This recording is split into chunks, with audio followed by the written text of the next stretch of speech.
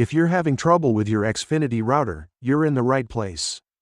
In this video, we'll guide you through some simple steps to get your router back up and running. Let's get started. Step 1. Check your connections.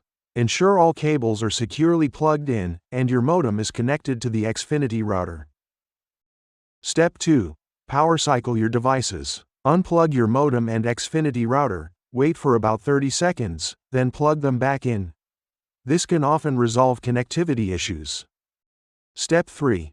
Check the LED lights. Let's take a look at the LED lights on your Xfinity router. The lights can give you clues about what's happening. For example, a solid white light means everything is working correctly, while a blinking red light indicates a problem. Refer to your router's manual for a detailed breakdown of what each light means. Step 4.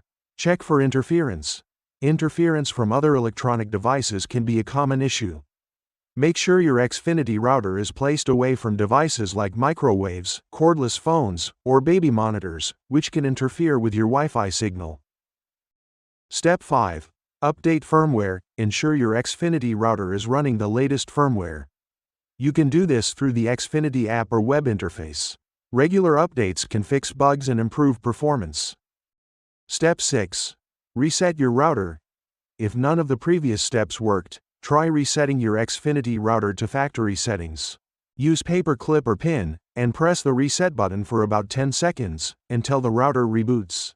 But remember, this will erase all your custom settings, so use this as a last resort. And there you have it.